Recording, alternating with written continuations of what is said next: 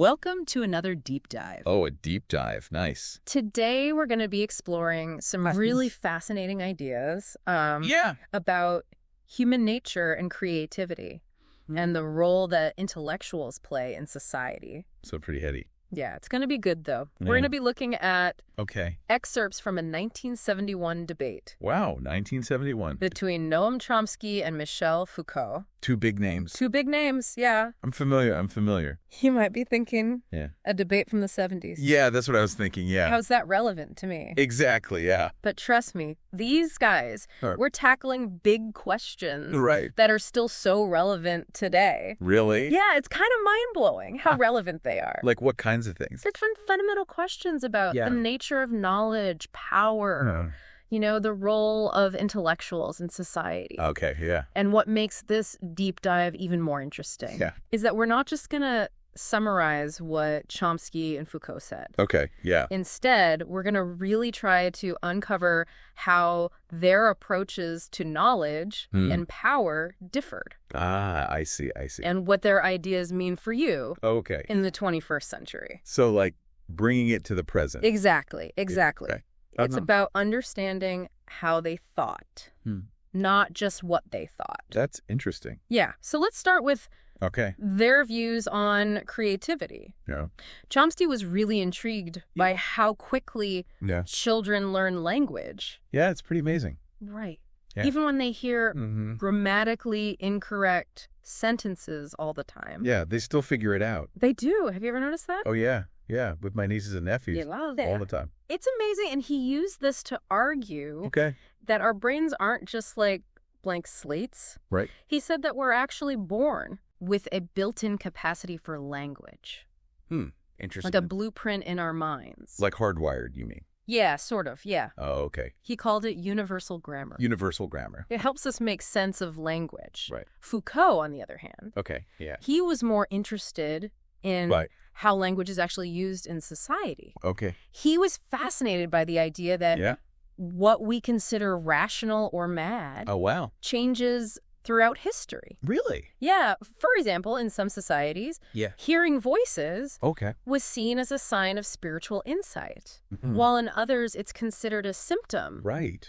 of mental illness. Exactly. Totally different. And Foucault argued Yeah. that these shifts aren't random. Okay. They're connected to the power dynamics Right. of each society. That's really interesting. It is. It's like it makes you realize that Yeah. what we consider normal or true Right. isn't fixed. Yeah. It's influenced by... Right. The social norms and power structures of our time. Wow, that's thought-provoking. Right. Yeah. Makes you think. It does. It does. So now this leads us to another Yeah. interesting point. Okay. Descartes, who was a, Yeah.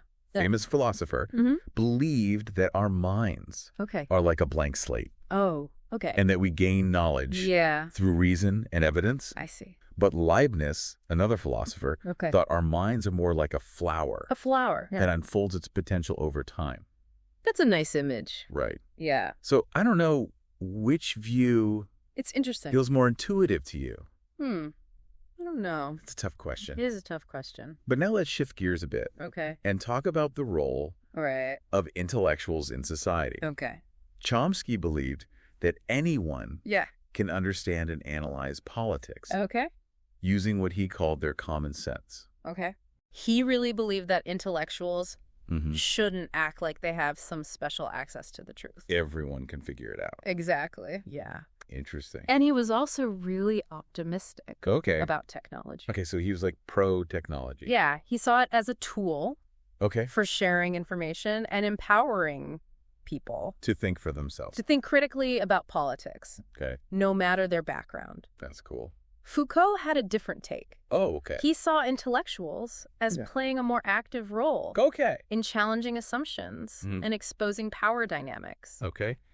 He argued that intellectuals should Yeah. not just tell people Right. what to think, Okay. but help them to question Oh, interesting. the systems that shape their lives. Question the systems. Yeah, and a great example of this Okay. is Foucault's work on prisons. Prisons. Oh, He wasn't just interested in okay. reporting on prison conditions. He Mhm. wanted to actually change I see. how we perceive the entire system The whole system, yeah. and expose the power structures within it. So instead of just like spreading information, he believed that intellectuals should like challenge the way we think about things. Exactly. Okay. He wasn't just trying to inform people. He was trying to transform how they understood the world. That's a big goal. Big goal, yeah. Ambitious. So this difference in perspective becomes really clear when we look at their ideas about power, justice, and social change. Okay. Right. Chomsky, with his emphasis on human reason, believed that we should strive for what he called better justice. Better justice. Okay. Based on universal human values.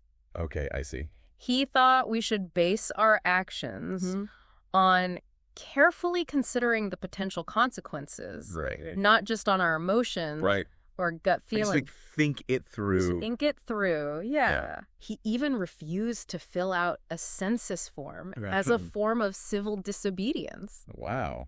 He really put his money where his mouth was. He did, yeah. That's cool. So where did Foucault stand on this? Yeah, I'm curious. Foucault had a much more complex view of justice. Oh, okay. He saw it as a tool that can be used by those in power to control others, often in the context of class struggles. He believed that what we call justice is often just a reflection of the power dynamics at play. That's a good point. He even made this really provocative statement. Oh, okay. Let's hear it. He said, when the proletariat takes power, it may be quite possible for it to exert a violent, dictatorial, and even bloody power. Wow. I can't see what objection one could make to this. Okay, that's a challenging idea. It is. It's like he's questioning the whole idea of revolution. Right. And whether any group, even those claiming to fight for justice, can truly escape the dynamics of power. That's deep. It is. Wow. He also was critical of what he called the pastoral power model. Pastoral power. Where those in power act like shepherds guiding their flock. Okay, like benevolent leaders. Exactly. And he questioned the very nature of leadership and how power is exercised. I see. Even when it appears to be benevolent. So even well-intentioned leaders might be reinforcing power structures without realizing it. It makes you think about different leadership styles and their impact. Yeah, for sure. It encourages us to look beyond surface appearances and consider the underlying power dynamics. Right. Now let's delve into their contrasting ideas about the specific versus the universal intellectual. Specific versus universal. Okay. Chomsky, with his focus on universal human values, saw intellectuals as contributing through rigorous analysis and critique, no matter their specific field. So like applying reason to everything? Exactly. This ties into Chomsky's belief in a decentralized libertarian socialist society. And he envisioned a world where individuals and communities could govern themselves without top-down control. That's a big idea. It is. Yeah. He believed in the power of collective decision-making and the importance of individual freedom within a just and equitable society. I see.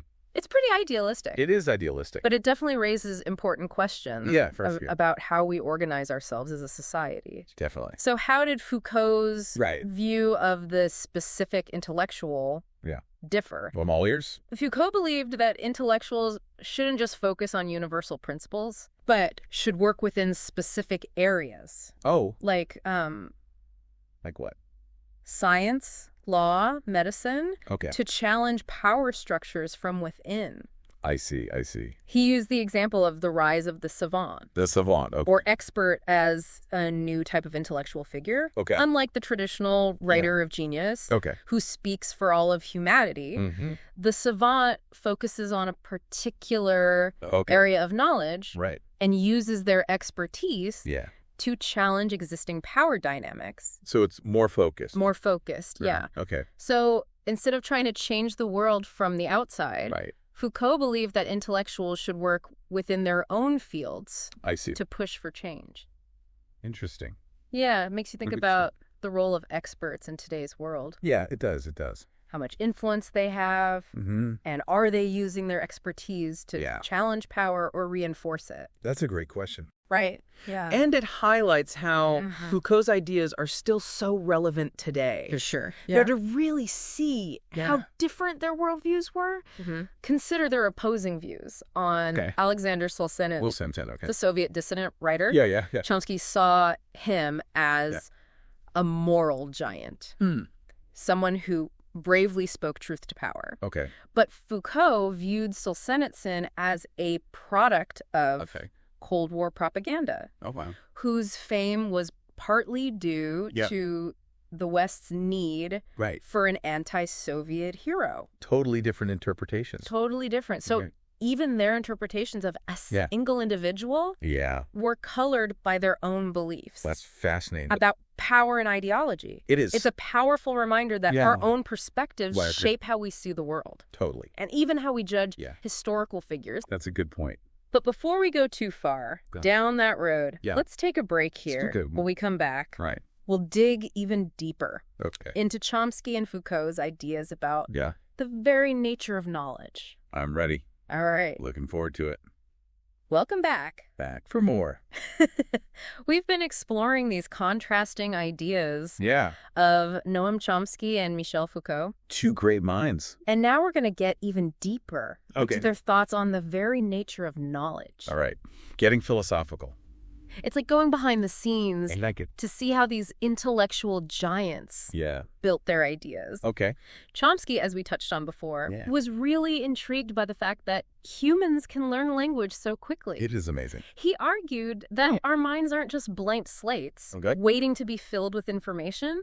Instead, he believed that we're born with certain innate structures. It's like a kind of instinctive knowledge. Instinctive knowledge. That helps us make sense of the world. So, like, we're pre-programmed in a way. In a way. Yeah. Okay. Interesting. He even compared the human mind to a complex organ like the heart. Oh, wow. Just as the heart is structured to pump blood. Right.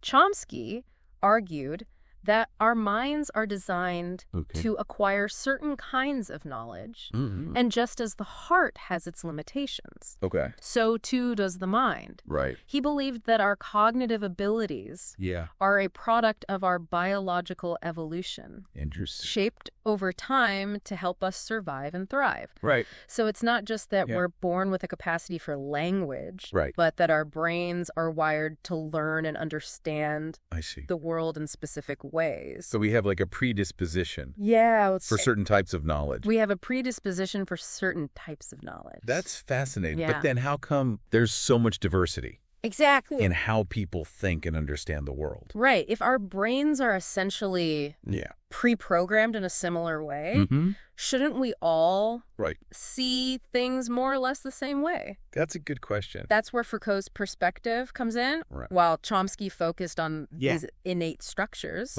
Foucault emphasized the role of history and social context in shaping knowledge. Okay. He argued that what we consider true or valid knowledge isn't objective. Okay. It's determined by what he called the rules of formation. Rules of formation. That govern a particular society. So, like, different societies have different ideas of what's true. Exactly. Interesting. And those differences are connected to the power dynamics within those societies. Makes sense. So it's not just about individual minds trying to understand the world. It's about the social and institutional forces. Right, the bigger picture. That shape what we believe and how we think. So, to put it simply, Chomsky focused on the nature side of the nature versus nurture debate, while Foucault leaned more towards the nurture aspect. Exactly. It's like they're each looking at the same puzzle, but focusing on different pieces. I like that analogy. And this difference in focus led them to very different conclusions. About the role of intellectuals in society. Right. Remember, Chomsky believed in the power of individual reason. And critical thinking. Exactly. Arguing that anyone could use those tools to challenge injustice. He even saw technology as a potential force for good. Right, but Foucault was more skeptical. He was, wasn't he? About technology. Yeah. He seemed to believe that it could just as easily be used to control people as to liberate them. He recognized the potential of technology for both good and bad. He argued that technology itself isn't inherently liberating or oppressive. Okay. It depends on who controls it. Right. And how it's used. It's a tool. It's a tool. Like any other. Exactly. Think about social media. Oh, yeah. It can be a powerful tool for connecting people. Right. Sharing information. Right.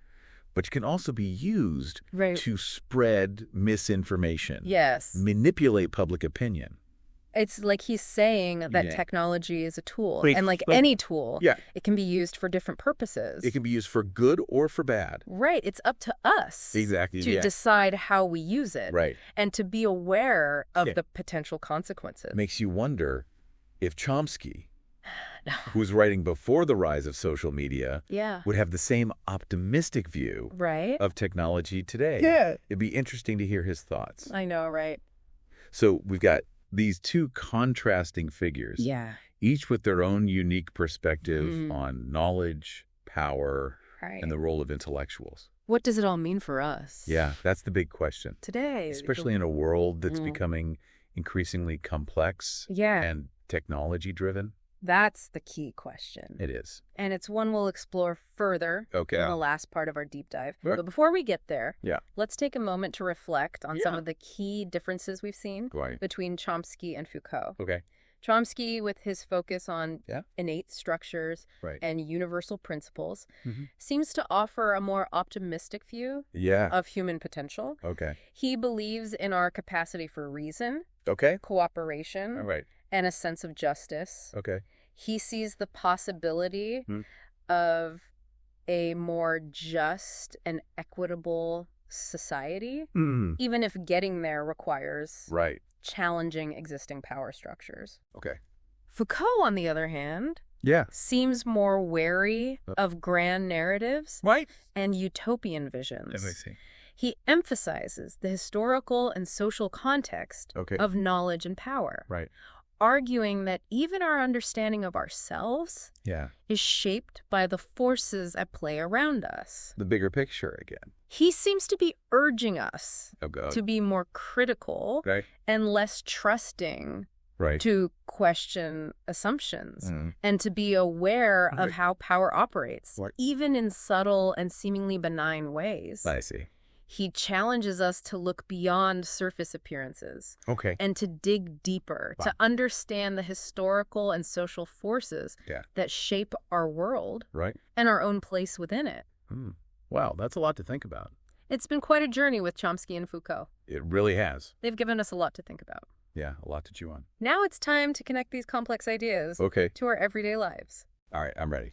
Think about the information you encounter every single day. Okay. The news you read, the social media posts you scroll through, even the scientific reports you come across. How much of that information is shaped by the regime of truth that Foucault talked about? That's a good question. He argued that what we consider true isn't objective. It's influenced by the power dynamics and social norms of our time. It's like we're all swimming in it. Exactly. And we don't even realize it. So it suggests that we need to be more critical of the information we consume, not just accepting it at face value. Think about the sources you trust. Yeah, like who are you listening to? Exactly. The experts you rely on. Are you actively seeking out diverse perspectives? Or are you mostly hearing echoes of your own beliefs? The echo chamber. Chomsky, with his emphasis on critical thinking, would urge us to use what he calls our common sense to analyze the information we encounter to challenge authority. Don't be afraid to question things. Exactly. And Foucault reminds us to be wary of power structures, even those that seem benevolent or well-intentioned. Like who benefits from this information being presented this way? Whose voices are being amplified and whose voices are being silenced. Really good points. It's about recognizing that knowledge is never neutral. It's always embedded within a web of power relations. So how do we apply this to our daily lives? Okay, let's say you're following a political debate. Instead of just accepting the talking points of your preferred party, Chomsky would encourage you to analyze the arguments being presented, consider the evidence, even research alternative perspectives. See the other side. Exactly. And Foucault might push you Yeah. To consider the underlying power dynamics at play. Right. Like, who are the players? Who are the key players? What are their interests? Yeah. How are they using language and rhetoric to shape public opinion? It's about looking deeper. Yeah. These insights aren't just limited to politics. Oh. Let's say you're reading a scientific study about a new medical treatment. Okay. Chomsky's ideas about critical thinking would encourage you to look beyond the headlines. Right. Don't just believe the hype. Delve into the methodology, the data. Okay. Even seek out critiques or alternative interpretations of the study's findings. Makes sense. And Foucault might ask, who funded the research? Oh, good point. Are there any potential conflicts of interest? Right. Who's paying for this? Exactly. Okay. How might the framing of the study be influenced by the institutions or power structures? That's a good point. Within the scientific community. So it's always about context. It's always about context. Yeah, so whether we're engaging with politics, science, social media, any other form of information, Chomsky and Foucault's ideas provide us with powerful tools for becoming more informed and discerning citizens. That's what we need. Here's a final thought-provoking question. Okay, give it me. To leave you with. All right. If, as Foucault argued, truth is always produced within a particular regime of truth, what does that mean for your own pursuit of knowledge and understanding? That's a good one. Does it mean that truth is relative? Right. That there's no objective reality we can grasp? Or does it mean that we have an even greater responsibility to be critical thinkers? Right. To challenge assumptions. Yeah. To be constantly aware of the power dynamics that shape our understanding of the world. That's a lot to think about. It is. That's something for you to ponder. Yeah. As you continue your own deep dives into the complexities of our world. I like it. We hope this deep dive has sparked your curiosity. I think it has. And given you some new perspectives to consider. Yeah, for sure. Remember, this is just the beginning of the journey. The journey of knowledge. There's always more to explore. Right. More to learn and more to question. Couldn't have said it better myself. Keep digging. All right. Keep questioning. Okay. And keep your mind open to new possibilities. That's what it's all about.